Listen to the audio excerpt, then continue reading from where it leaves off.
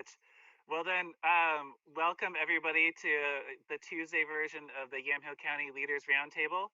And I'd like to note that we have a few more people who may be joining, so apologies for that. And that Representative Noble cannot make it because he was at the vet. And, right? Yes, but he'll be with us on Thursday or on Friday. What I'd love to have folks talk about, among other things, are the governor's developing framework for reopening, including some of the important milestones. I'd love to have Director Manfred the opportunity to talk about what things are like right now in our community and how that relates to the rest of the state. And then we have senators, representatives, and elected officials and economic development folks with us. So let's get started right away. And actually, I'm going to throw things off a little bit because we're in the middle of it. I'd love to have Abisha Stone from SEDCOR talk about the immediate grants program, since I've been getting a lot of questions about it. What would you like people to talk about today? Or what would you like to tell people today? Good afternoon, Commissioner Kula. Thank you. So the Immediate Relief Grant Program for Yamhill County is currently open and accepting applications. We'll be accepting applications until noon on Thursday. Some of the feedback that I've already received are things like continuous forwards of the link have caused breaks in the link. So I urge people to go to the county website to find the direct link, the direct access link to the questionnaire and the application. I've also tried to clarify for folks that the questionnaire, the qualifying questionnaire and the application are a single form. So long as you do qualify and get through the questionnaire, you automatically move into the application. So if they get to the end and it says, yes, you've submitted, and it gives you a chance to submit, and it says you've completed the form, then you know that you have gotten it submitted and it is complete. There are a few changes that we've had to the way that folks know that they've received that their application has been submitted, because we're not doing a PDF version. It's not an email process, so they won't be getting an email response. And so that's a question that folks have sent me. I have had quite a few folks reach out to me in regards to questions as to whether or not they qualify or if they're answering the questions correctly. And I urge folks to reach out to me. There are several access points throughout the grant where you're given my contact information directly. So on the front page of the eligibility questionnaire, there's access to my information on the county website. There is access to my direct email. Also, if you get kicked out for disqualification at any point, you're given my email address again. So please feel free to reach out to me. We have had folks that do qualify who just misunderstood questions, and we were able to help clarify that and make sure that they got applications submitted. So again, we will be, there's a little bit of a repeat for Friday, so I apologize for those of you that have heard this a few times, but the Grant Review Committee will be meeting on Friday to review the process to manage the lottery draw. And then the recommendation will be put in front of the Board of Commissioners for their meeting on the 30th. So those decisions will be made for funding on the 30th, and checks will be issued by no later than May 14th.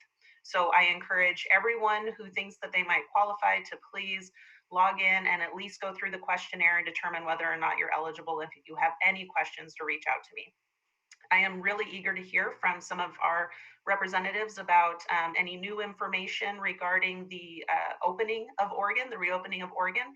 So briefly, we are currently working with our business and industry partners as they prepare for what looks like a phased approach to reopening, and trying to understand what they will need in order to protect themselves, their employees, and the community as they re-engage in normal business, and trying to understand what that's going to look like.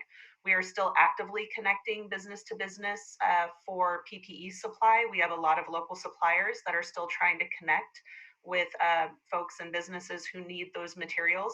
And SEDCOR is currently trying to put together an online resource for that, that connectivity. So businesses can go in, and partners who are looking for PPE can go in and basically have access to an exchange of sorts.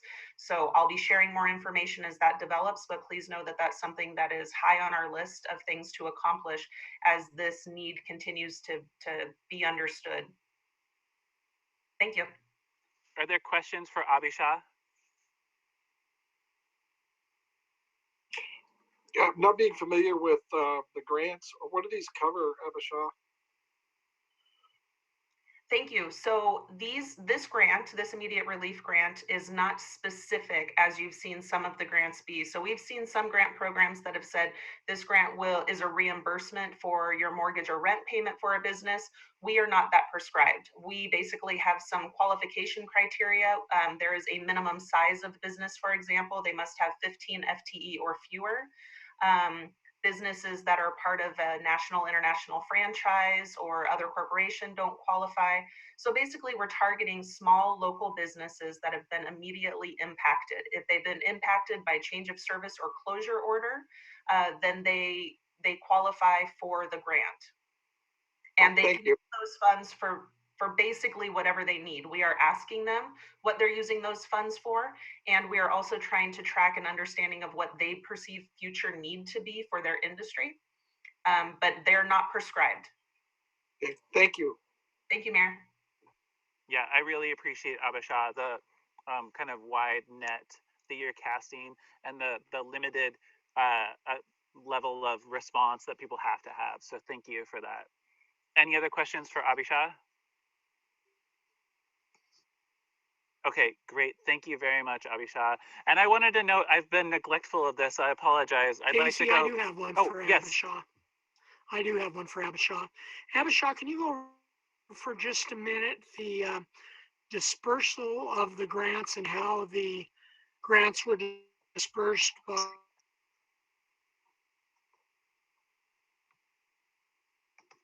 Yep, I'm losing you a little bit there, Commissioner, but I believe you were asking the city and who qualifies for what? I think I heard most of your question, so I am pulling up the document right now. So the way that we decided to approach this, of course, having limited funds as every pot is, we decided to take a countywide allocation approach. So I am pulling up the document so I get the numbers correct as I read these for you all. So we used the population at last census to create a percentage of allocation model. So to be specific, we came up with a total of 100 grants, and this was using the $250,000 that was assigned by the Board of Commissioners at $2,500 a grant. So that offers us 100 grants, which is a nice clean number, frankly. The allocation based on that population distribution model is 2 grants are available for the city of Yamhill, 2 grants are available for the city of Carlton, 3 are available for the city of Dayton, 24 for the city of Newburgh, 3 for the city of Dundee, 34 for the city of McMinnville, 2 for the city of Lamina, 2 for the city of Amity, 6 for the city of Meriden, 4 for the city of Lafayette, and 18 for rural unincorporated Yamhill County. You might notice that there are no less than 2 grants offered per any community, and that was also part of this allocation design. So applicants will be put into a pool within their zone. We've identified 11 zones here, and names will be drawn via lottery for the grant recipients. Okay, thank you, Abisha. You're welcome. All right, great. Thank you very much, Abisha. What I was going to say I was neglectful about is introducing folks here who are on the screen to people who might be watching, say, through McMinnville Community Media. And so I'm going to do a real quick run through. On my left to right is Mayor Cooley, who's the mayor of Sheridan. Senator Roblan, who includes his district includes a little bit of Yamhill County, and we're grateful for that part. Commissioner Rick Olson from Yamhill County, Mayor Beth Wojtowski from Dayton, Abisha Stone at SEDCOR, our economic development partnership, Gioia Goodrum, who is the director of the McMinnville Chamber of Commerce, the president, the CEO. Yeah, president and CEO of the Chamber of Commerce. She's the head. Director Lindsey of Health and Human Services for the Yamhill County. Al Bannon, who's the field representative for Representative Bonamici. Shannon Buckmaster, the president and CEO of Chehalem Valley Chamber of Commerce. Mayor Rick Rogers from the city of Newburgh. Stacy Jocumsen, who is the field rep for our area for U.S. Senator Jeff Merkley. 503-474-7501 is the Fenton House, also known as the Board of Commissioners office. We've got McMinnville Community Media, Representative David Gomberg, who has a little slice of Yamhill County, and Mayor Michael Cape from the city of Amity. Welcome, everyone. With that, I'd love to turn it over to Senator Roblan because he knows a lot more about the governor's proposed framework than a lot of us. And I'd love to have you describe, if you can, some of the things that you feel are most important in that. Got it. Okay, now I'm off, so I'm ready. So there's different levels to it. The first one we have to get ready for, and I would say that actually before we even meet that requirement, the governor is working really hard in the next week and a half to start opening up medical facilities. So the clinics that are out there, the dentist's offices, the elective surgery, which is kind of a misnomer because for the person that has a knee that needs to be replaced, it may not feel very elective to them. But all of those other surgeries that are really the driving economic force behind rural hospitals and a lot of these clinics. So I expect that in the next week or so, before May 1st, we hope she will have a new statement about that. Really, the biggest issue has been making sure that they have the PPE necessary to do their work. And that seems to have gotten better over the last few weeks. So we're hoping that those can get open and get going here fairly soon. So after that, it's making sure that you meet certain criteria. The federal government has listed those. She has put it in her issue that we make sure that every community hospital is ready for a surge if something starts happening. You need to have testing available so that we can make sure if we find a positive case that we identify it, and then a place to quarantine people. If they don't have their own place to quarantine, we need to also make sure that we have contract tracers. The state is in the process of hiring a bunch of those people, and with some of the healthcare people out of work, we may not need as much training as necessary, but really that's mostly phone contact, getting a hold of everybody that person who was positive came in contact with to make sure that we follow up and either have them self-isolate for a couple of weeks until they find out what's going on. So once we have those things in place, then it's how do we open up business and make sure that it's safe for both their employees and others. And so in her list, which was not kind of in the federal list, was that in that stage one, we need to also identify and figure out how to open up daycare or childcare facilities, whether that's one-on-one childcare for people, which would be easier than places where a multiple group of people are, but figuring out how do we get childcare, because it's hard to send people back to work if they don't have a way to take care of their kids safely. So those are the kind of the top of the pyramid.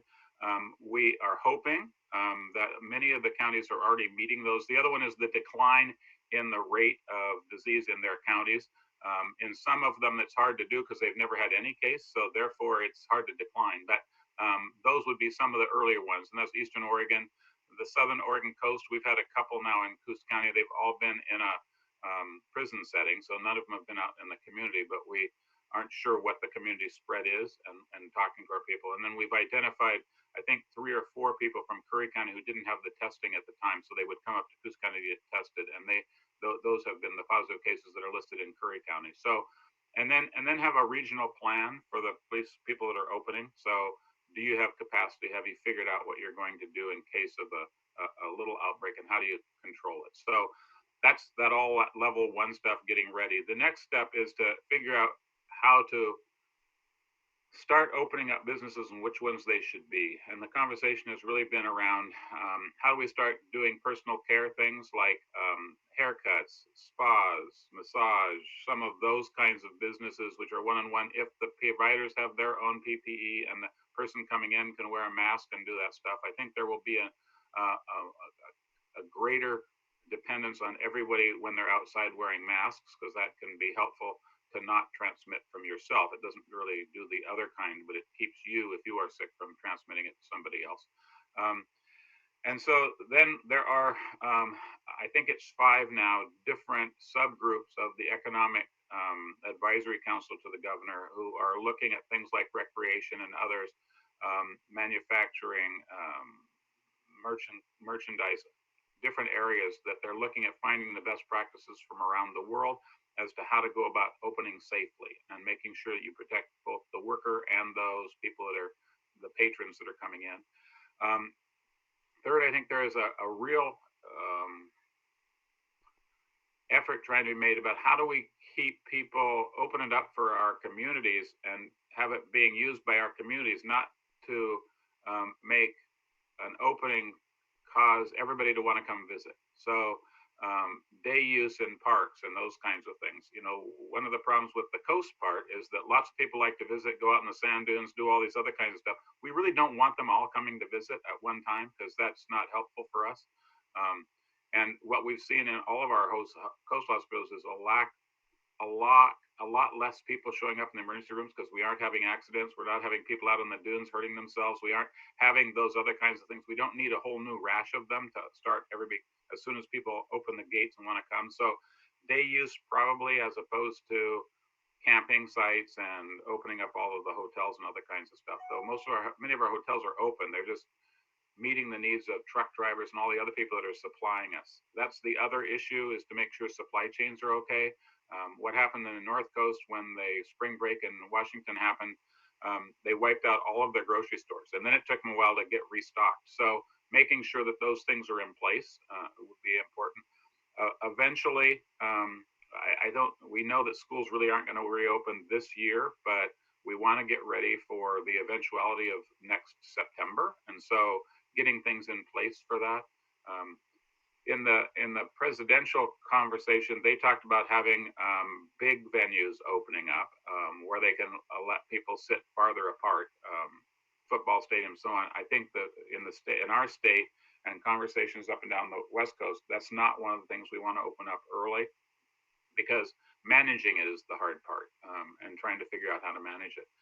And the other part that I think we want to make sure is that as we get recreation opening, and most of our if people want to come over and go fishing out in the ocean, I don't think anybody gets really uptight about that, or even in our bays.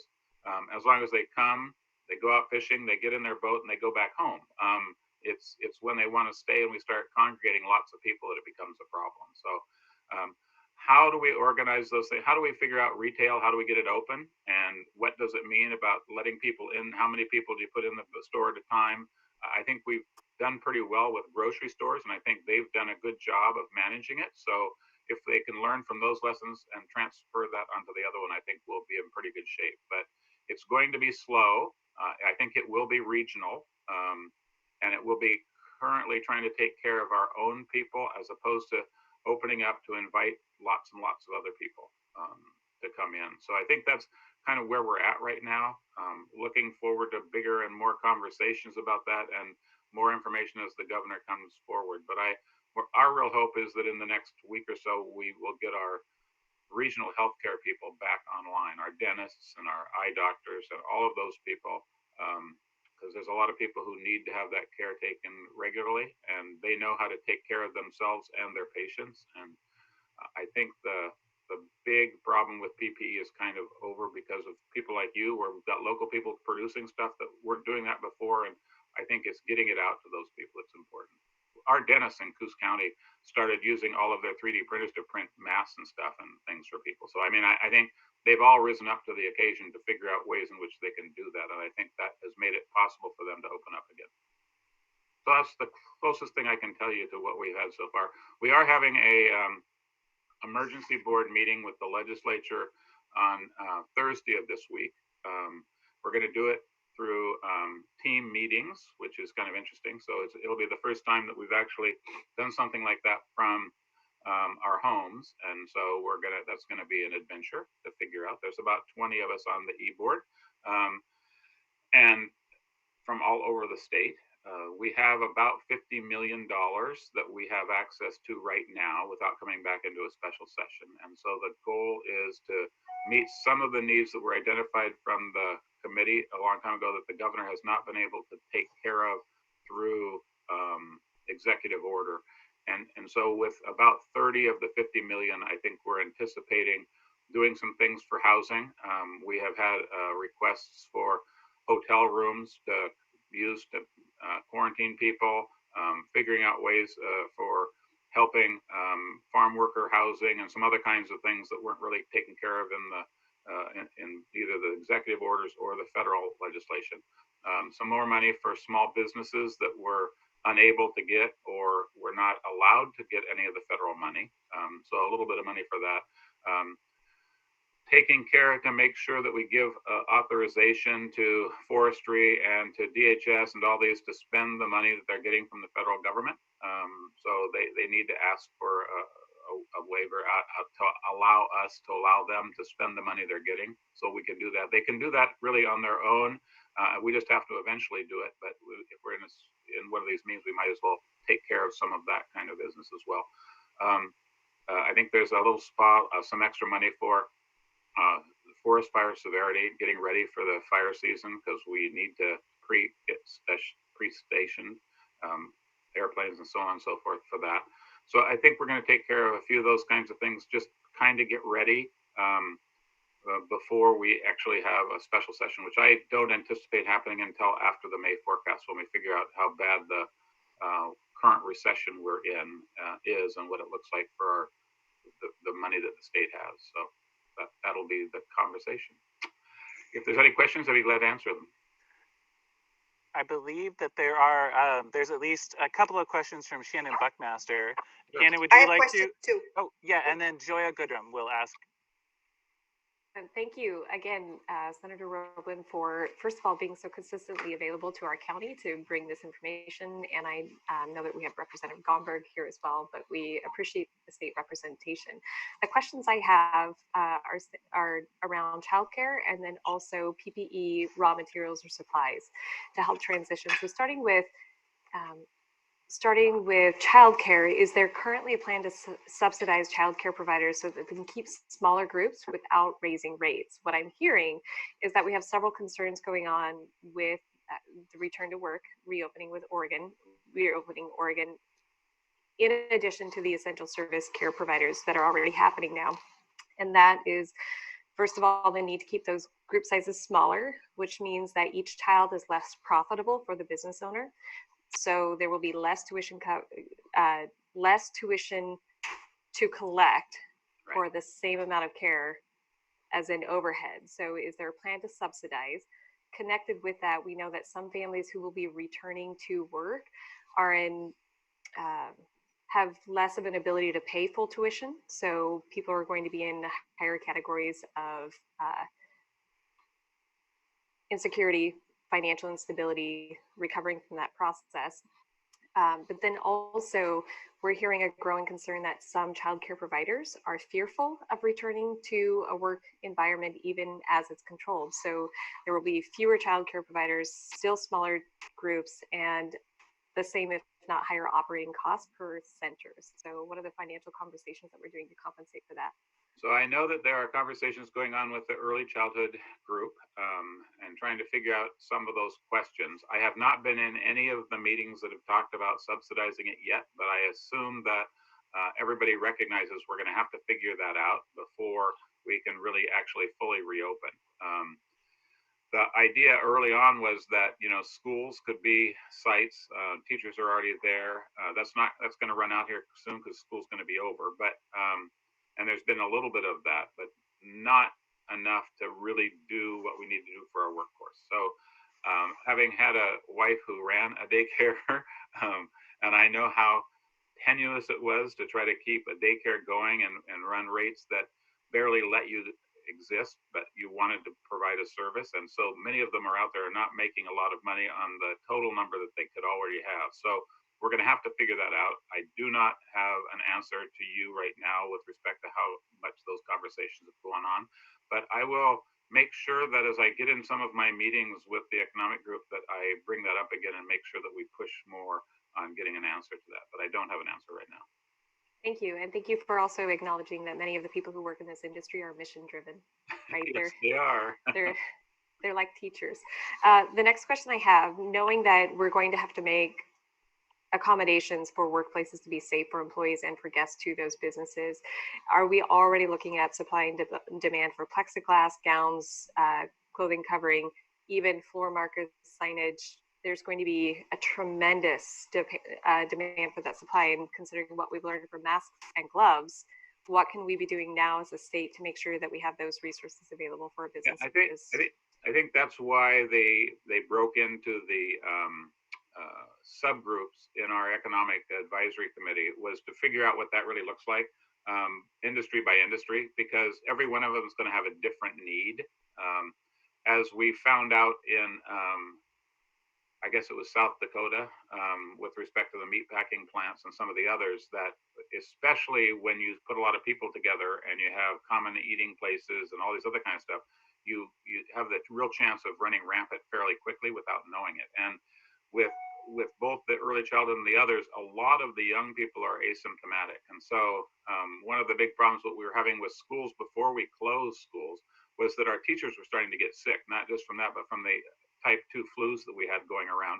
And so they were having a hard time keeping enough people in the school to keep it fully open anyway. And so they knew that could only get worse, and you'd have a whole lot of kids who didn't look sick, but were bringing it to it, and the teachers were more likely to have the other symptoms. So figuring out what that looks like, the plexiglass stuff, I think most of the stores that were open have done that now, and I think that seems to have been a positive deal. That is something that we're going to have to decide with regard to whether people in the other stores that we open need to have the same kind of thing, or what they're going to do.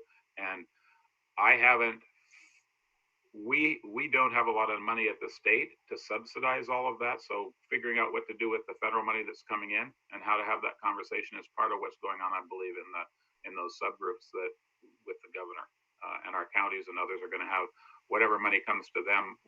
That was one of the bigger problems with the first of the CARE Acts, was that they had a lot of strings attached, and it made it really hard to use them effectively in different places. So we're looking at that as well. So I can't give you a good, clear answer to that one, because we just started those other meetings with the 5 subgroups. The first meetings haven't happened. They happened later this week. Thank you, Senator. And 2 questions, no answers, but you have a proven track record of doing great work and coming back with great resources. So thank you. Yep. Thank you to both of you. Gioia has the next question for you, Senator. Sure. Okay, so I've had a lot of people in my community approach me and ask, why aren't we opening? We don't have any cases in McMinnville. And fair enough question. So what do we say to these people? Because it's getting louder, and I understand what the governor is trying to do. I would like to not have anyone endangered by opening too quickly, but how do we handle that? What do we do as we move forward? So that's my first question. That's been a drumbeat around the state in rural areas in particular. So my district has 7 different counties, and I will tell you that the southern counties are really having that. When I talk to Josephine and some of the others, they're starting to get a really louder and louder drumbeat. And as you've seen it playing out across the country, there is that problem. I guess that what I tell them right now, there is a new study being done that just started with OHSU, Oregon State University, and Corvallis. They're going to test, I think it's 3,000 people, to try to figure out what is the real spread of this disease. How many people are out there in the community who have not got sick, not whatever, but have been exposed to the virus. That will give us some better information. Right now, our testing rate, the people who come back positive, is around 2 or 3%, which is much lower than the 20 and 30% that's happening in places where the epidemic is really big. So we believe we got it early, and we have not had it exposed throughout our communities. The Corvallis will be the first time that we have a really systematic look at what has happened in community spread. And I think that's going to be important for any of the opening up. And I think letting people know that there are people and scientists in our state who are trying to answer that question. What I remember, because my great aunt, who lived to be 102, was a young bride in San Francisco during the Spanish flu, and she had these horrible stories to talk about the bodies being. She was in a penthouse. Her husband was a captain of a ship on the coast, and she lived next to the park down in California, and they were using it as the morgue because they didn't know where to put all the bodies. So, and that was the second wave. The first wave generally gets a lot of people get affected, and they get some immunity. But the second phase is the one in that particular one, and oftentimes is one that causes the most destruction because people get a false sense of security. They get out there, and all of a sudden, the hospitals can't care for them because the surge happens again. So figuring out how to prevent that and to recognize that oftentimes the best thing is to learn from bad experiences in the past. So I try to remind people that, the first wave isn't always the one that's the worst. It isn't the one that kills the most people and causes the most harm. So we have to be very careful about going about doing this. And if we get to using masks all the time and doing some other stuff, we can prevent ourselves from affecting others, and we can start opening it up. But we need to be very careful as we open up. So that's what I try to tell people. And those of us who are in that category of over 70 and with other conditions, like I have diabetes type 2, we're very vulnerable, and making sure that most of those people recognize the opening is not for them. They should stay away from people as much as possible because we are the ones that fill up the hospitals real quickly and cause the other kinds of problems. So I think it's those kinds of things we need to tell people. Yeah, that's a very good point. Thank you. I appreciate that. So do you see us making the state requiring everyone to wear a mask when they are not at home? I do. Like out in the public. I don't know that it's happened yet, and I don't know if the governor's going to make that comment, but from my personal perspective, having looked around and seen what's happened in the countries that have been successful, that has been one of the strategies in any reopening program. Right. Okay. And do you know, another question, sorry. Do you know if on the governor's task force for reopening, does she have any businesses being represented on that task force? I know she's got a medical team, but will there be businesses represented as well? So the economic advisory team that's broken into these small groups to start talking about what do we need to do in each of these different areas is really made up of business organizations, the chambers on that, the restaurant association, all those other people. There are also individual restaurateurs and other people being invited in to answer some of those questions. So that is an advisory group that's advising the governor and all those people, as well as the medical group that's being the advisory group. So I would say yes, there are. And then you've got your regional programs that are out there doing gathering information regionally. That's also feeding into that. And so all of those meetings that are happening through the systems that were in place, I think are giving the information necessary to give them the best idea of what's going on out there. Great, thank you. Okay, two more. Sorry, I'll be really quick. No problem. I just got another email about the cat tax. I don't know. I know that we're not going to have anything because there's no session that's been called, correct? That's right, correct. That's the answer. Okay, good. I'm glad. Okay. And then we got it. I got an email about OSHA doing spot checks on businesses. And I heard that they were actually handing out fines if people were not following COVID restrictions. And I just wondered if there might be an opportunity for, instead of fining people, to maybe do an educational thing instead. And I just thought I would ask about that as well. Thank you. I have not heard that OSHA's I knew they were sending people out to start looking, because it's mostly complaint driven, and there were a lot of people complaining about different activities and whatever. So I knew that they were looking at doing some of that. I didn't know, unless it was egregious, that they were doing any fines. So, and even there, I would hope that they would do what they have done with other places in the past, and that is education number one, and figuring it out after that. I know that that's a people-driven process, and the way people react to each other sometimes leads to other kinds of things. But the reality is, we hope education is the number one emphasis to get people to do it right, because it's really for their own good that they do that. But again, most of that is driven by complaints and requests. We had the Gomberg come down and shut down a gravel plant down here in Southern Oregon, and it was all because one of the competitors said they were having a problem. And so then, anyway, it got worked out. But it is a frustration of this thing. We get a whole lot of complaints from constituents on the coast who other people are using their property to go through to get to the beach because they closed everything else out. And then they complain and want the police to come down and keep them going through their neighborhood. So it is, I tell people, take a deep breath, relax. if the person doesn't destroy your plants as they're walking through your yard, feel good about you offering that person the opportunity to get exercise that they need so they can be healthier. So, but not everybody handles things the same way. And so yeah. Sounds good. Thank you, Senator. I so appreciate your time today and all that you're doing for us. Have a wonderful day. Thank you.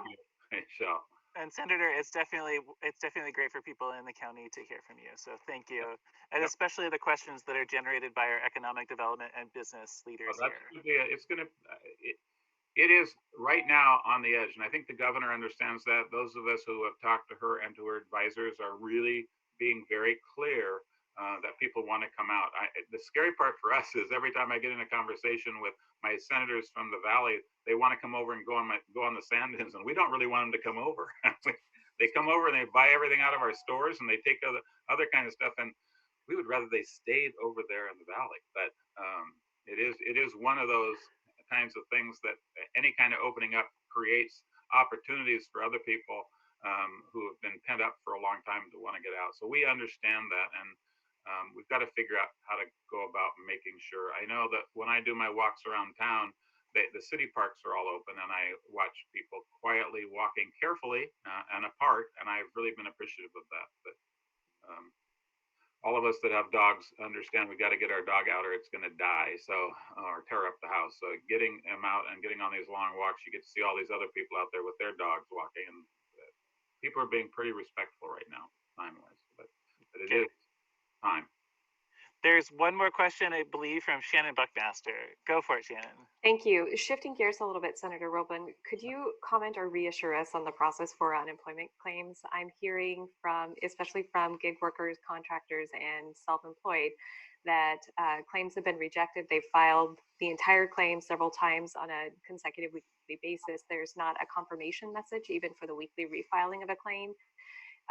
And that some payments are still 4 to 6 weeks out. So do you have information for us either to share to comfort and encourage patience, or are we having significant shifts in this process for our professional community? So I guess what I would say is, and I would ask Dave, because he's kept up on that one the most, Gomberg, so when he gets on, I think it would be good to ask him that question again. From my understanding, the problem with the gig workers and all that is that's a totally new program. And as you know, our system is very old. And so we've got everybody that knows Fortran or whatever it's on, whatever system it is, out there trying to develop the programs and write the script to make it work. But it's not an easy task to get done. So, and then figuring out the rules from the federal government and what they are, training the people. You know, we started out with 100 people who knew what they were doing, and then they changed all the rules, so they had to learn it. And then we've now hired another 400 and we're looking to hire another 400. Usually it took 6 weeks of training for them. We're trying to get that down to 2 days. So getting in place the people who really understand these new programs so that we don't, what has happened, and as Dave could tell us, we didn't file for the federal money to reimburse us for the firefighting we've done. So we have a $30 million hole in forestry right now because we didn't get the federal money we anticipated getting back. What you don't want to do is start sending out all this money without having the federal money come in, and then to say they audit your books later and say, oh, this one didn't count, this one didn't count, so you'll have to pay us back for all of those. That's the fear that lies in any kind of new program, is making sure you get the criteria right and can identify and get the paperwork to be sure when you're audited that you didn't give money away to people you weren't supposed to, so that they ask for it back, because we aren't going to have any money to give them back. So that's, I think, one of the things that happened, but I have not been on top of this one as much as Dave has, so I'll let him answer that more clearly if he has an answer to that. Thank you, and I look forward to Representative Gomberg's update. I was hoping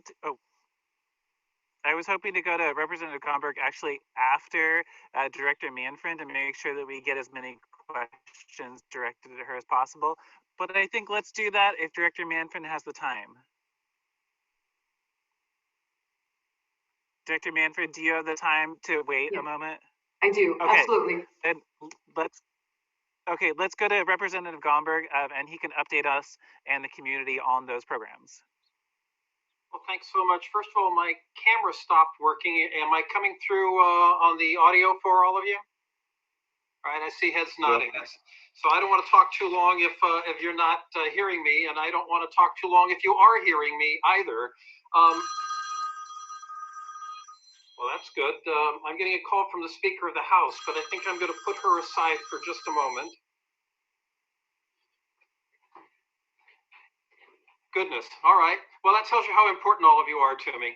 Let's start with this, everybody, and that is that we are fortunate to live in parts of Oregon where the impact on our health system has not been as great. We've had relatively fewer positives, and we haven't had the fatalities that we've seen in other parts of the state. So let's take a moment and be grateful for that. And as we begin to talk about reopening, and I'm glad we're beginning to talk about that, we're starting to put a strategy together on how we can accomplish that reopening. One of the things I believe we need to be concerned about is that we are also fortunate to live in parts of Oregon that are very attractive to other Oregonians. We live in the wine country. We live in at the beach. We live in the parts of Oregon that other Oregonians want to come and visit.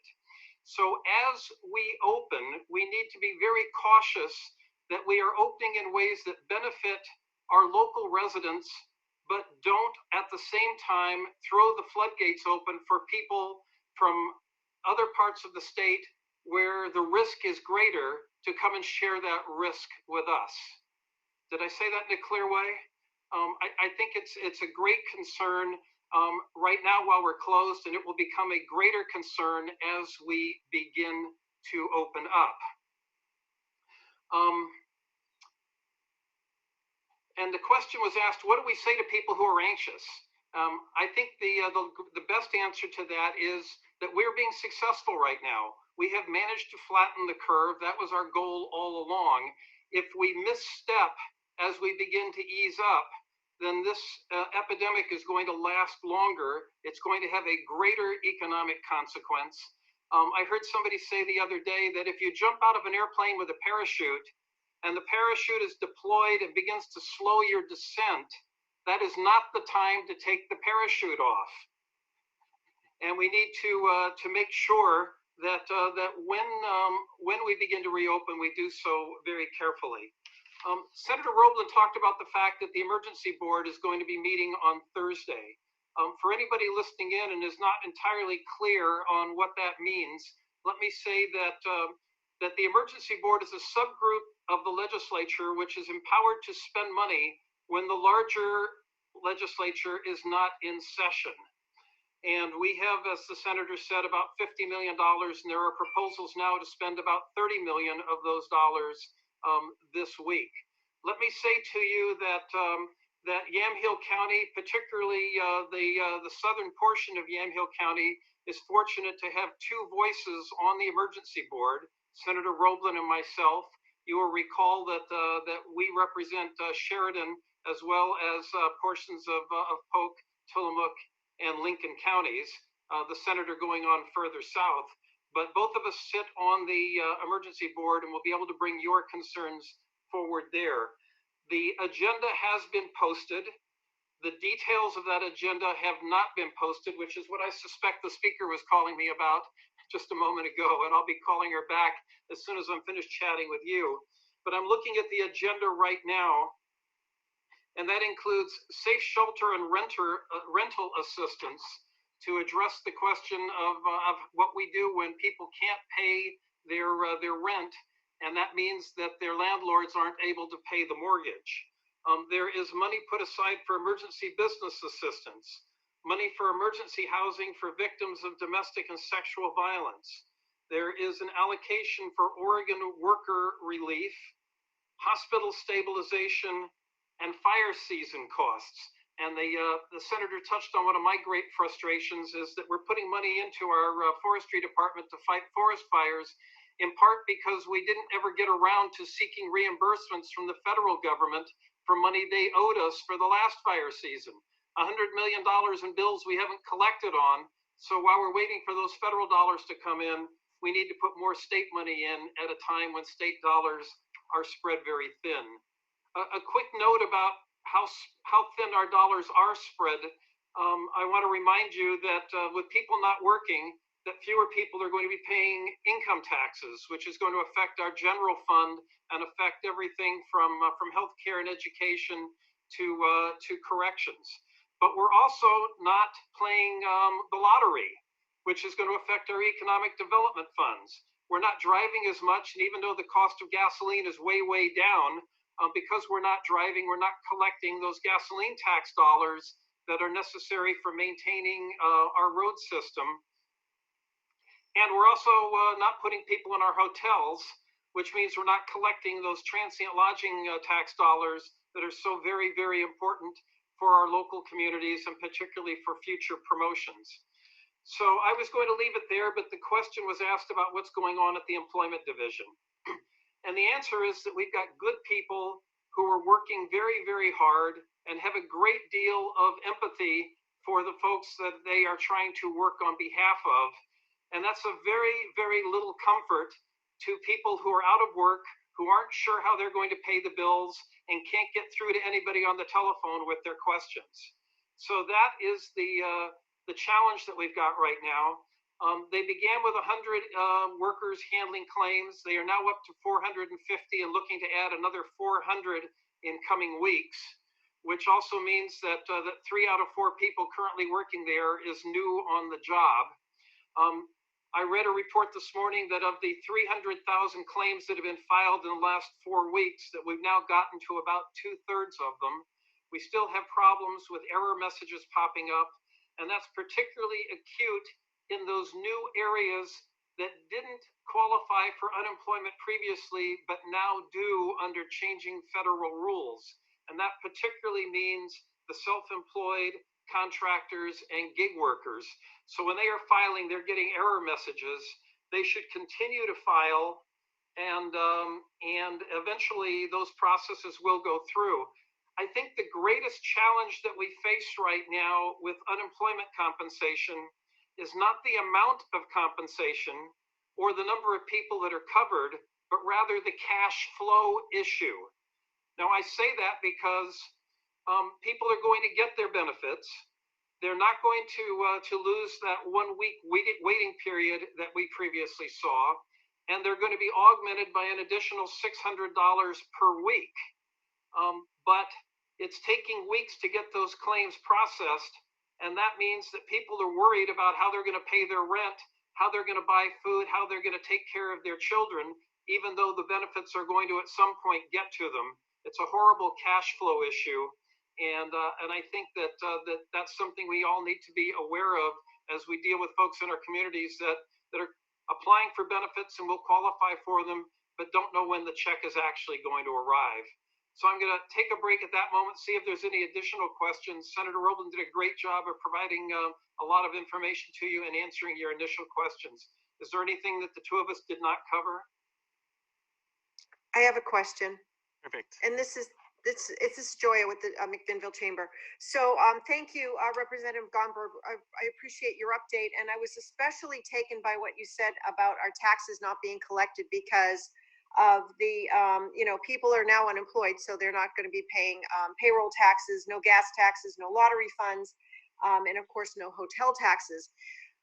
This is a long view question. Are we talking about tax reform, about how, because of this, what are we going to do? I mean, are we considering looking at how our tax structure is in the state and how it could be possibly changed? This might be too early to be asking that question, but I just throw that out as it popped into my head as I was sitting here listening to you. And thank you for your time today and Frank and all that you are doing for us. Thank you. Well, you're very welcome. I'm sorry the camera's not working, or you'd see me smiling. Tax reform, we need to continue to talk about tax reform. I think it's a little early right now. The legislature in the last long session did take some major steps to reform taxes in Oregon with a particular eye toward funding education. And what we're hearing in the middle of these current crises is that maybe we want to hold off on implementing those new tools that were designed to sustain our education system. So that's kind of a long way of not answering your question. But I think the answer is that it's a little soon to talk about comprehensive tax reform, but we are learning some important lessons in this unique environment. Thank you very much for your response. I appreciate that. Yeah, and thank you, Representative Gomberg. Are there any more questions?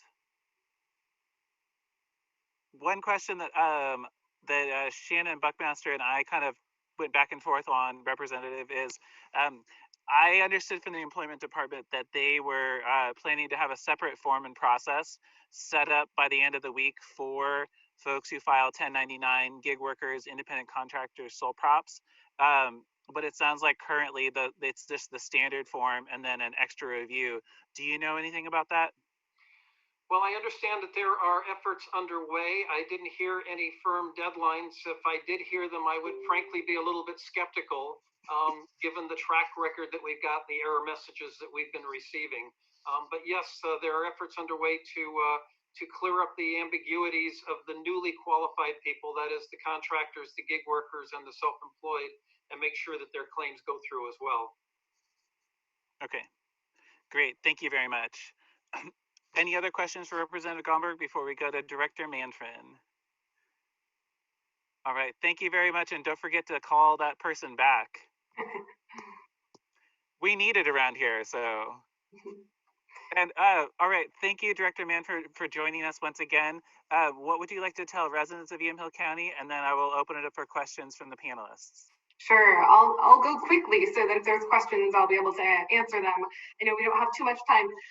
So I think that the senators gave a wonderful overview around some of the points that need to be happening for us to reopen and this phased approach that we're all thinking about this in. So I can share a bit more about what that looks like at a local level, I think might be most helpful.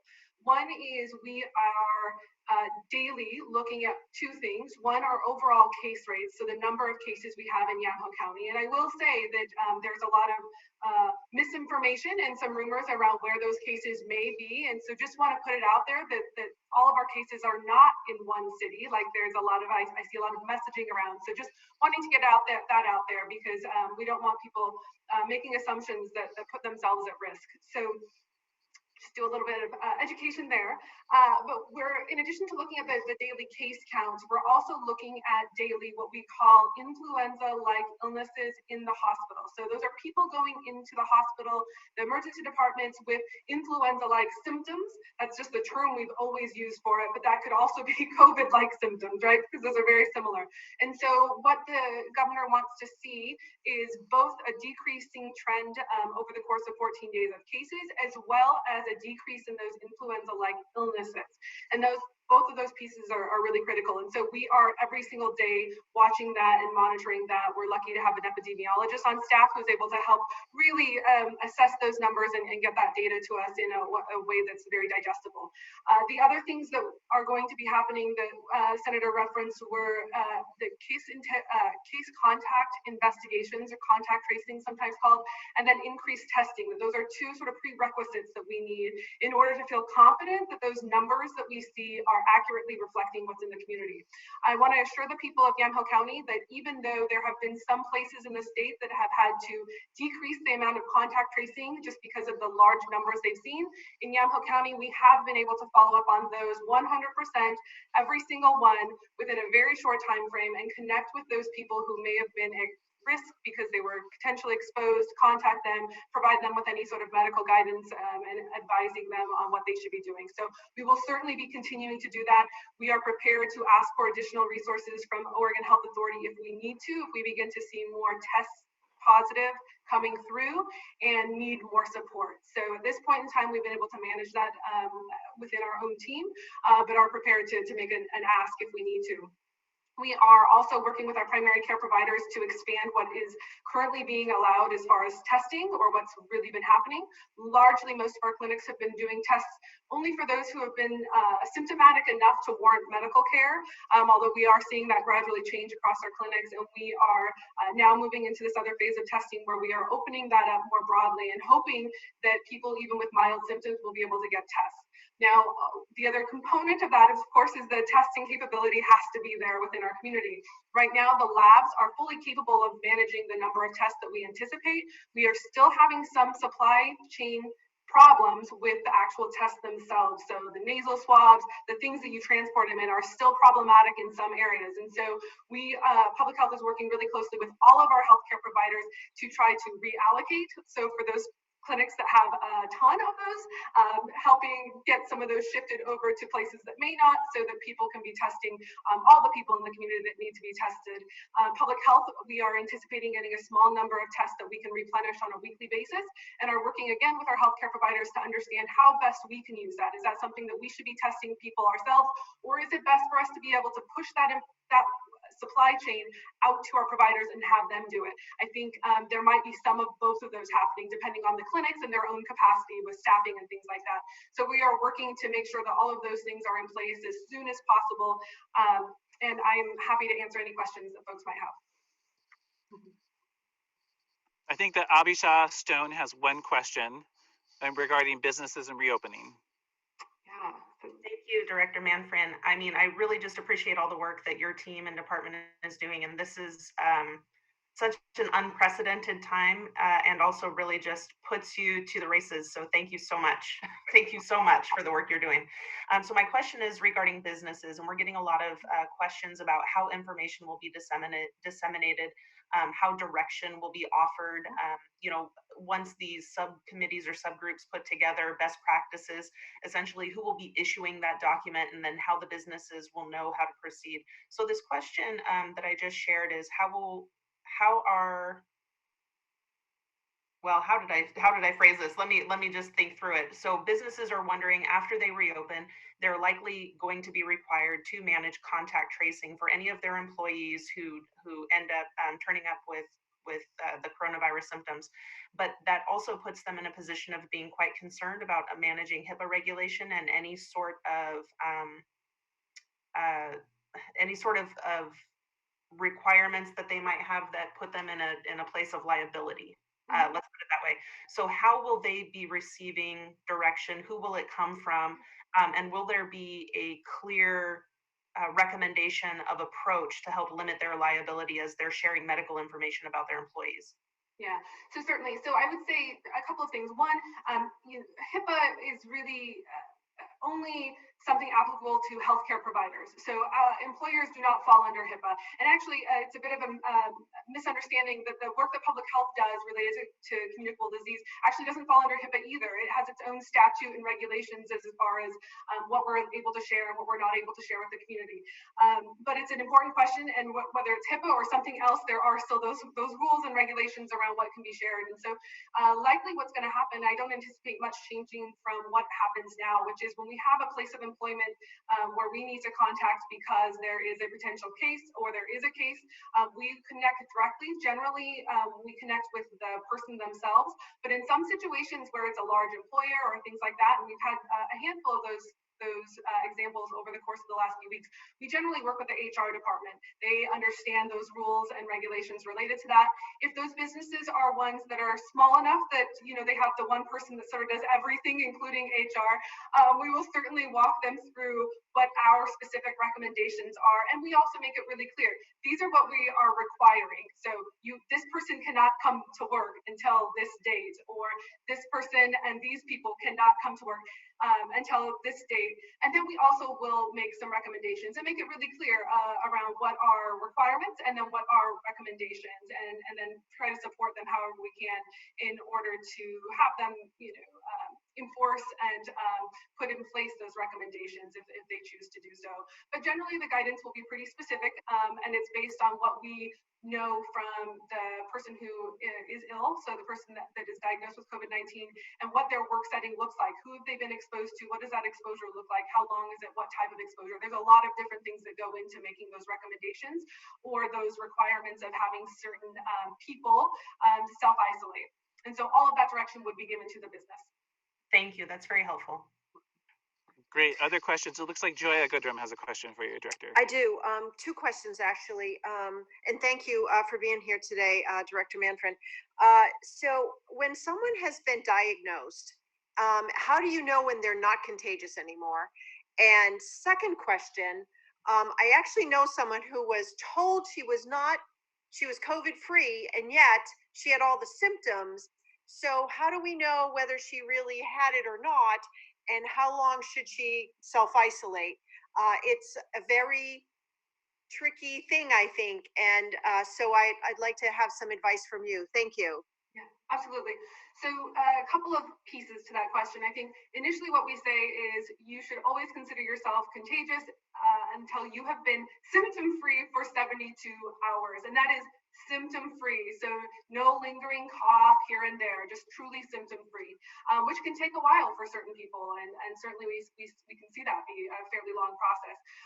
We are in discussions right now around what appropriate retesting could look like. So for someone who has tested positive and then gone a certain period of time, what are those right intervals of which we should be retesting people? And I don't think we really know that information yet. And so we're really sticking to the 72 hours free from symptoms before you could consider yourself no longer contagious. And then I think the other piece to your question was someone who has all the symptoms and tests positive, or I'm sorry, tests negative. I think there's a couple of things that could be happening. One, that person could have another illness, and there's still, we still see flu. We had a big season for RSV, which is another respiratory illness this past winter. Typically, we only hear about those. I used to be a NICU nurse, so NICUs have it all the time, but we're seeing it in adults this year. So there's a lot of other viral things that it could be. And we also know that the existing test has the possibility of having false negatives. And so it could be that. And that's why we really advise anyone, if you have any symptoms, please just isolate yourself until you've been symptom-free for 72 hours, because we just don't necessarily always know. Great. Thank you very much, Director. And thank you for that question, Gioia. Other questions for Director Manfrin? Great. Any last follow-up thoughts for us? Mayor Rogers has a question, I believe. He said this. Yes, this. So no, it's actually just more of a comment than anything else. And this goes back to what I think Senator Roblan had said earlier, is that, while I was off the video just for a minute, because while listening, I was going through the city's budget, which we start proceedings tonight. So to underscore that, if there's any way that we can help influence our delegation in Washington to support any stimulus package that would support municipalities and state government, please let's do that. We could all, I'm sure, use the assistance. So that's just my 2 cents, and thank you. And Director Manfrin, you don't need to respond to that, because the next person up would be Stacy from Merkley's office, who may have an update for us. So I would say, Rick, that Senator Merkley and I'm pretty sure the rest of the delegation fully support and are trying to push to get money straight to municipalities. We just talked to our chief of staff about this yesterday, and it has become I don't want to say strangely bipartisan, because I know things are very bipartisan in general, but this one, for whatever reason, we're having a really hard time getting both sides on board to put the money directly to municipalities. But it is something we're continuing to work on, and we do hear you loud and clear, and we want to see that money there too. So we'll keep pushing on that as well. I'm sure the rest of the Oregon delegation. And then my update for this afternoon would be that we seem to have a deal on the Senate side. Senate leadership has been working with Mr. Mnuchin on figuring out how we're going to get more money. So it's our Corona, or basically Corona 3.5, or there's a lot of things that we're calling it right now, but looks like it is going to include $250 billion for PPP, 60 billion additional for PPP targeting unbanked and underserved small businesses, including 30 billion set aside for CDFIs and minority depository institutions and the smallest community banks and credit unions to try to get at that issue that we were all seeing where the bigger businesses were getting that money. $50 billion for EIDL, $10 billion for the grants, the economic emergency, I forget what it's, EEIG. 75 billion for additional funding for hospitals and providers, and then 25 billion for testing.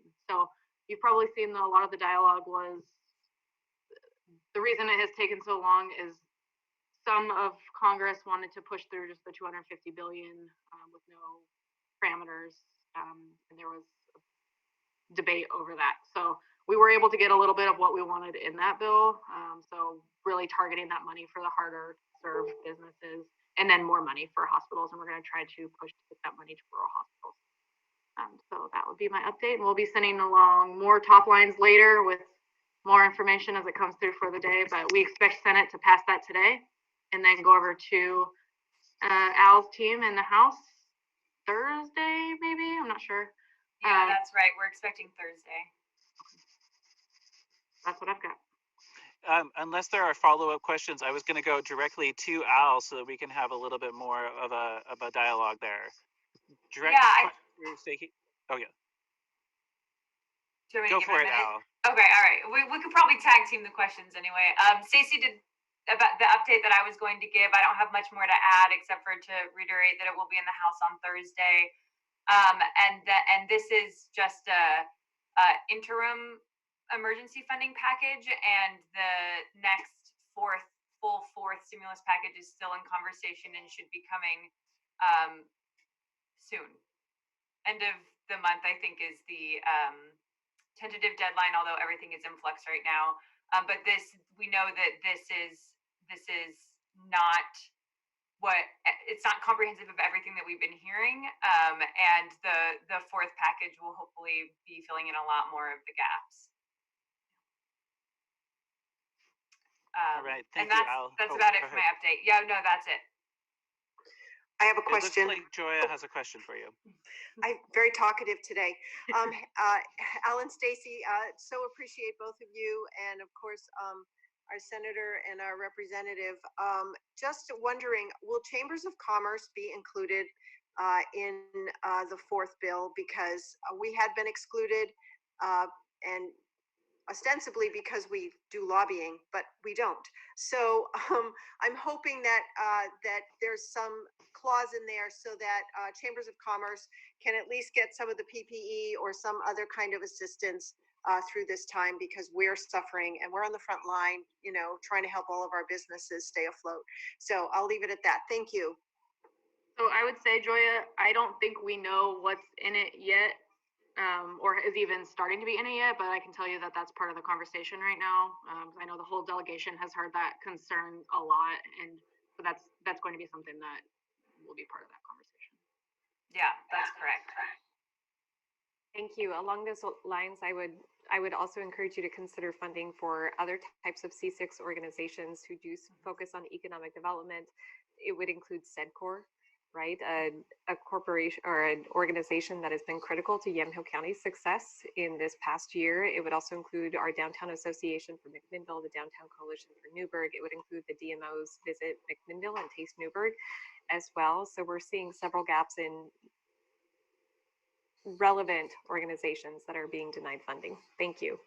Definitely hear that loud and clear. I did just see, so we're seeing like pieces of, Senator Merkley and other members of the delegation will send letters to Senate leadership to say, we really need to see these things included in the bill when it comes through. And one I just saw come through today, which is not regarding the chambers and economic development, but for example, Senator Merkley and Senator Blumenthal are pushing to get $15.1 billion in programs that are already authorized by WIOA, the Workforce Innovation and Opportunity Act, that including layoff aversion funds, Perkins and career technical education funds into that fourth bill. So you'll start seeing some of that as we push these letters to leadership, trying to get what we want in there. So we'll be sending those around as those go out as well.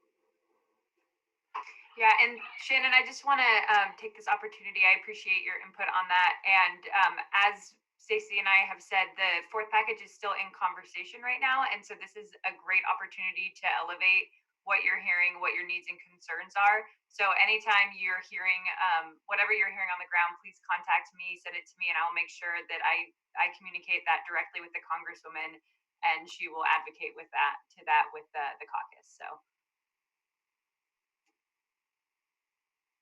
Great. Thank you very much, Al and Stacy. Any other questions for them? Yeah, real quickly, last week, I think it was when we were speaking with Congresswoman Bonamici, I had mentioned with her, but I don't know that I have with you, Stacy, for Senator Merkley. But one thing that came up was the question about utility reimbursements, right? And I brought up the fact that, you know, water and sewer payments, utilities to cities is one of those ones that's hasn't been included in the packages, and moving forward, I think that would be a huge benefit. I know our city has, as well as several cities, stopped the disconnections, but we do still have a growing number of residents that are getting farther and farther behind on those payments because of everything going on. And at some point, we're going to have to address that. And so getting some funds there to assist them would be a huge benefit, you know, especially with a lot of the way the federal loans are set up for those systems. We can't just give away the water. And so getting some assistance to help them would be a huge priority for us. Okay, I definitely. That's a really good point. Yeah. And I would echo that, Mayor. You know, I was just talking with our county administrator about what it looks like when our county, all the different functions like circuit courts are back in session, and we have a lot of pent up service needs that are in person or hearings and that kind of thing. And frankly, it's hard to see how we will have the capacity to catch up. So I from a different perspective, I want to echo that.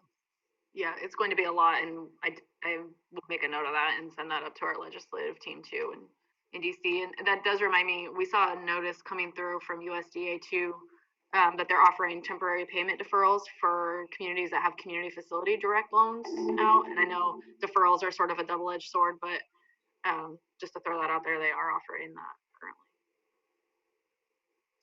Great, thank you very much. Yeah.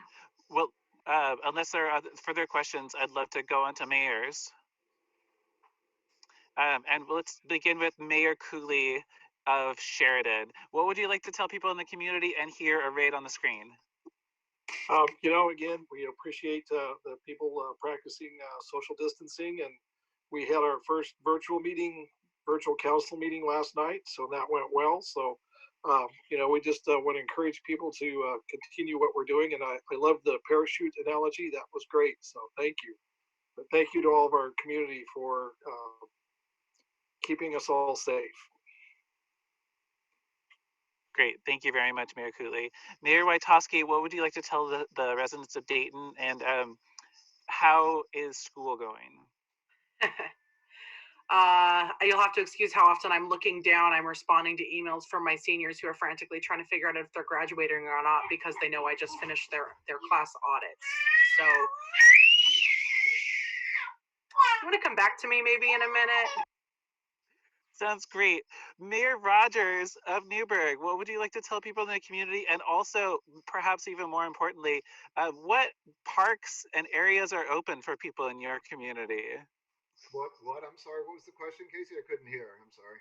That's okay. What parks are open in your community right now? I get that question a lot. So yeah, that's interesting. I got that question earlier today as well, and I said, well, Rogers Landing is county owned. Most of our parks are CPRD run, so very few are responsible. The others go to the school district, so not many are our responsibility with the city. So. Not too many, but yes, I'm getting the same ideas. When are we going to open things more? When is more going to happen? We're hearing that regularly. But again, you know, as has been mentioned, I think Mayor Cooley mentioned is, you know, we got to keep doing the right thing, wear the masks, you know, stay distant and all of this kind of thing. We'll get through it, but it's going to take a little while. And, you know, just anecdotally, and I think this may be for our federal delegation. So we just went through two programs, one that we borrowed straight away from Dayton and from Mayor Witoski, and that was the one for utility rebate. And the other one is much like what's coming out with the county right now for loans for mortgage and rent payments. That together cost about $200,000 to the community, which is not a number that's very distant from our increase in property taxes for expected or charter number. So that kind of thing does have significant impact. So I'm back to that, and we'll be going through the budget process. There's going to be cuts, unfortunately.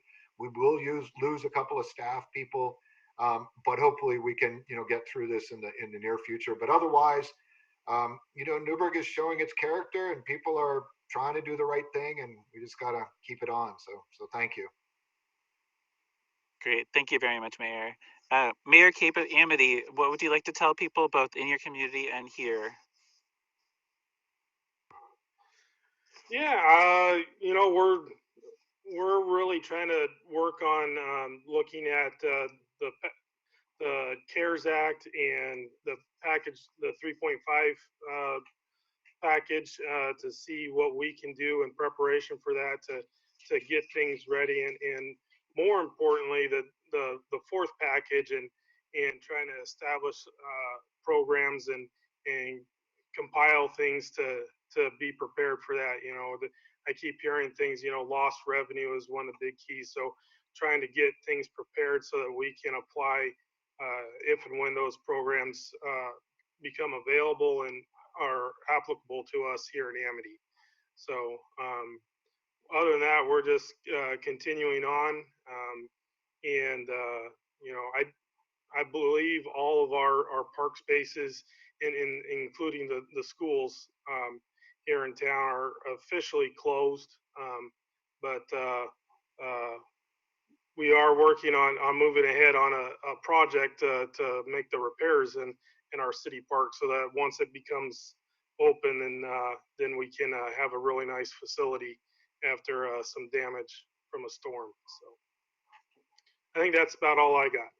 Thanks. Okay, thank you. Thank you very much, Mayor. Mayor Wojtowski, and then we'll go to Commissioner Olson. I'll try again. I'm sorry about that. Just as soon as I started talking, my 1-year-old came running in here, tripped, fell, hit her head.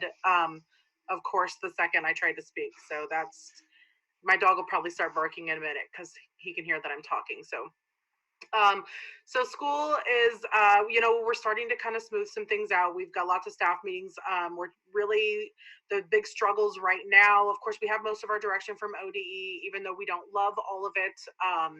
Most of it, even that is frustrating, is at least clear enough that we know where to go with it.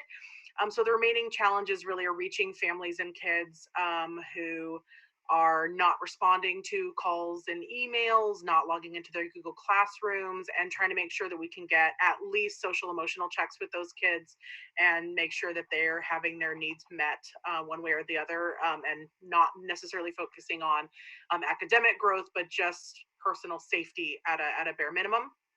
And that's a challenge, especially kids who don't have internet access, don't have parental supports or supervision at home, who aren't on like an appropriate sleeping schedule, and so they are not available during the times that we're calling, things like that. So we're working through that, and also trying to make sure that we're drafting appropriate bilingual communications to share out all the changes as they come in from ODE. So I think the things with the schools are going okay. There's a lot. It's just a lot to wade through, and a lot of decisions that have to be made for how we're going to deal with all the directives here at our local level. And of course we're working through graduation plans like I mentioned last time, and we're essentially erring on the side of kind of going big. These kids have lost a lot. So as far as I'm concerned, we can't really do too much to celebrate their graduation. So we'll make up for not having a skip trip and a prom and everything else through a big giant blowout graduation. I would really like to just kind of restate Mayor Cape's concerns on the utility side. We too have several accounts that are falling quite a bit behind on that water and sewer service bill. And we are not charging any late fees. We are not carrying out any disconnects. And we are not really even attempting any kind of collection. So they're not getting reminder calls necessarily, but there is growing concern with staff that of course, when eventually we come out of this, we may have folks who owe several $100s on their bills.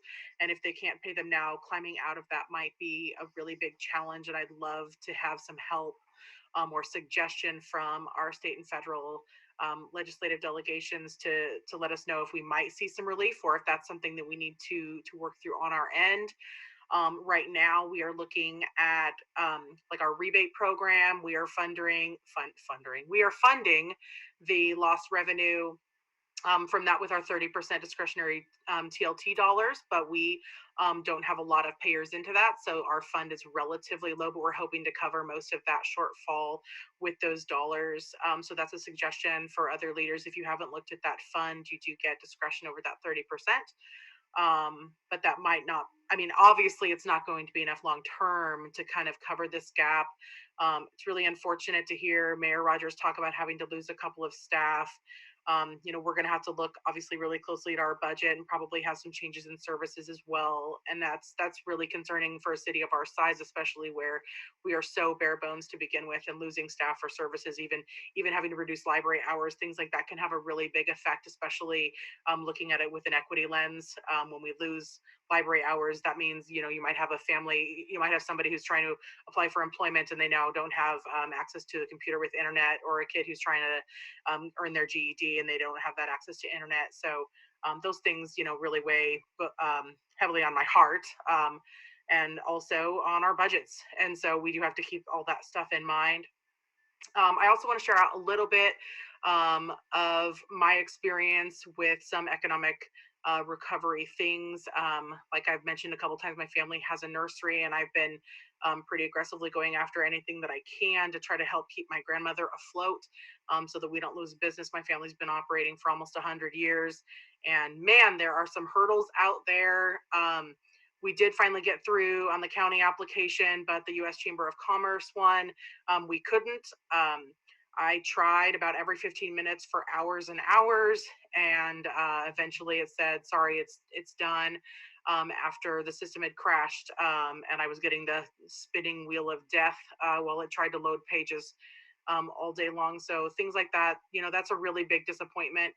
And especially, I guess, most of my disappointment is that, you know, it's not just that my family's business isn't necessarily getting the help, it's who is. So I'm hearing a lot about, you know, big businesses really, you know, maximizing the PPP payments, for example, because even if they didn't really need them for payroll, there's no other way to get a loan with 1% interest and a 6-month deferment. And so, you know, all that money disappears really quickly, and I think it's not necessarily going to the businesses intended. And then same thing with the U.S. Chamber of Commerce. Obviously, I don't know where those grants went, but I do know that probably 4 or 5 of our local business owners, you know, and I were kind of in a Facebook conversation that I know Commissioner Cooley, you were privy to. A few of them were private messaging as well separately, and nobody even got through. Nobody was even able to apply for it. None, 0 businesses from Dayton. So that's really disappointing. I mean, it's great that we keep hearing about new programs, but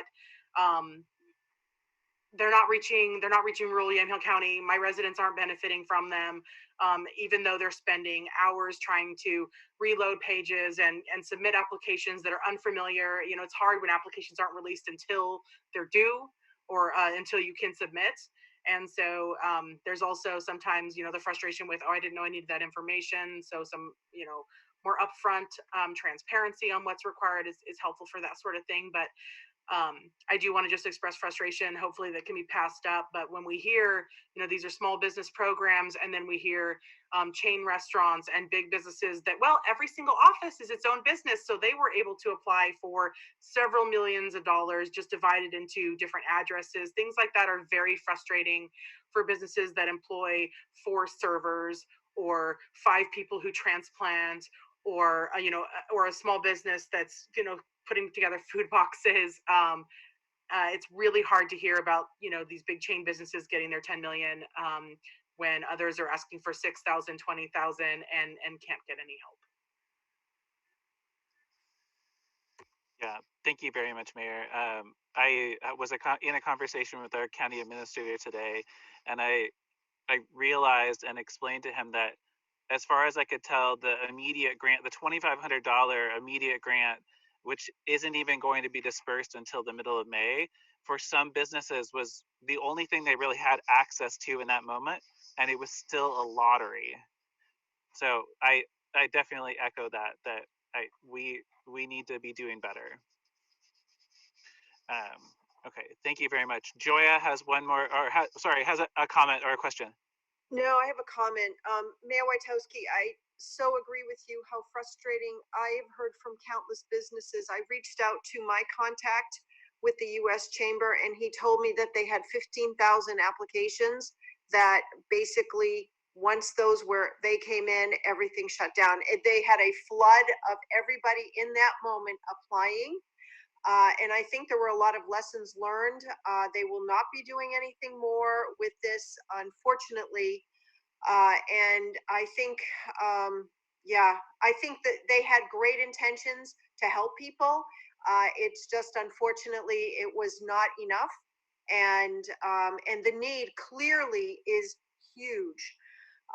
So yes, I completely understand you. And I also heard that I know about 6 businesses in McMinnville that are chamber members that actually got some kind of PPP or SBA, but nobody that I know got anything from the US Chamber grant. So I'm sorry that happened. I feel partly responsible because I was the one who was telling everyone about it. And it's just unfortunate that it happened. So anyway, that's all I have. Anyway. Great, thank you very much. Thank you, Mayor. Commissioner Olson, what would you like to tell people here and in the community? Thank you, Casey. I don't have a lot to react. I still have my scratchy throat, so I'll try to get through this. I don't know. I know Senator Roblan and probably yourself are very familiar with the Oregon COVID-19 daily update, which is not really a daily update. It's really a weekly update that's published every Thursday of every week. So I have another one coming up in 2 days. And I use it because all the questions that I've seen that people have asked, a lot is covered in that update, such as, I got up here on my other screen, the new cases, the Oregon COVID-19 test cases that resulted to the Oregon, that have been reported to the Oregon Surveillance Disease Center. And it's broken out by testing in Oregon, testing of public health. It's broken out by age group. It's broken out by sex. It's broken out by ethnicity. It has the hospital information on it, and it also has. Let me go down here a little bit. It has a section on hospital capacity and usage in Oregon, as reported to HOSCAP, and that is actually the overall capacity. And I'll just read this for you.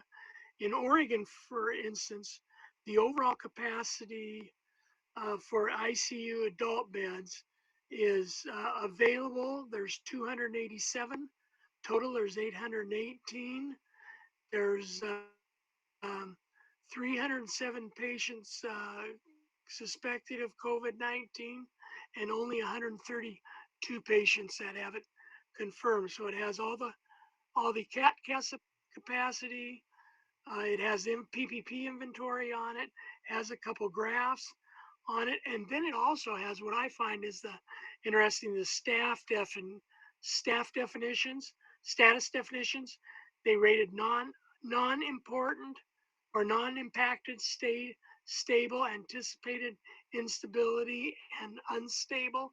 And they go through a lot of different categories, such as health and medical, ES6 mass care, food support care, and they go each one and they tell you whether it's what it includes and whether it's stable or unstable. And that is a report from every week that you can get almost all the information you need from it. So if you're not getting that, you can, and I recommend for the mayors and some of the business, don't subscribe to that.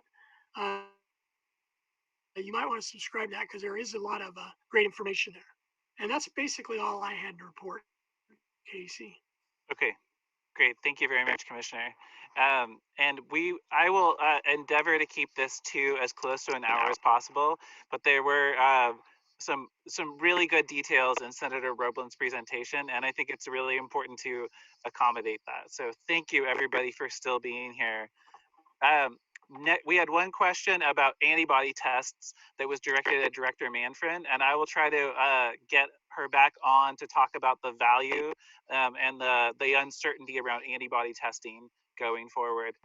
The only thing I wanted to add at this point was that I've had conversations with people who say, but we're not all in this together because we all have different experiences. Some people are suffering more than others. And I just want to acknowledge that that is so true. Businesses are experiencing this all differently than employees. Farmers are experiencing this differently than people who live in town. When I say it and when I hear people like our governor say we're all in this together, what I hear is that it takes every single one of us making decisions every day to make an effective public health response to this pandemic. And it also takes every single one of us every day into the future to respond effectively to the business and recovery response that goes forward. So in that sense, I believe we are all in it together because we all make choices every day that will affect how we go forward. So thank you. And on that note, let's keep working on this and into the future. Thank you very much, everybody, for joining us today.